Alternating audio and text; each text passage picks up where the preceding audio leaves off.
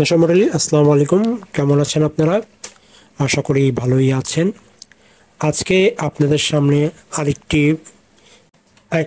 Cream নিয়ে হাজির হয়েছি, যার নাম আপনারা সবাই জানেন। তারপরে বলছে ব্যাক্টোসিন। এটি কিভাবে ব্যবহার করবেন এই সম্বন্ধে আজকে জাস্ট আপনাদেরকে একটু অবগত করব।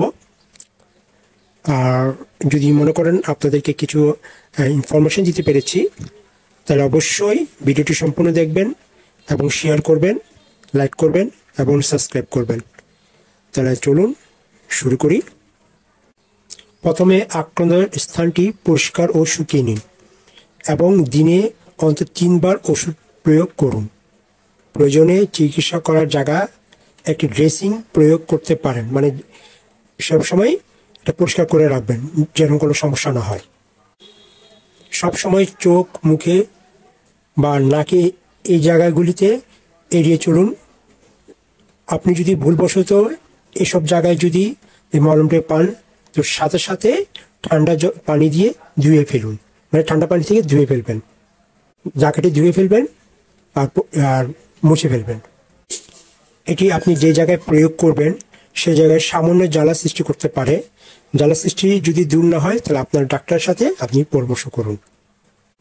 এই মলমটি বা ক্রিমটি 10 দিনের বেশি ব্যবহার করবেন না, এবং যে কোনো ক্রিম অবশিষ্ট থাকে তাহলে ফেলিয়ে দিন। সেটা 10 দিন পর কিন্তু এক্সপায়ার ডেট হয়ে যায়, মানে আপনি যে আর কি এটা ব্যবহার করা শুরু করবেন, মানে তার খোলাটা খুলে ফেলবেন, মানে আপনি যার ঢাকনাটা খুলে ফেলবেন তখন থেকে 10 দিন, এরপর আর ব্যবহার করবেন না। যদি আপনার ত্বকের অবস্থা 3 থেকে 5 দিনের মধ্যে উন্নতি না হয়, তাহলে অবশ্যই আপনার ডাক্তারের সাথে পরামর্শ করুন বা ডাক্তারের সাথে কথা বলুন।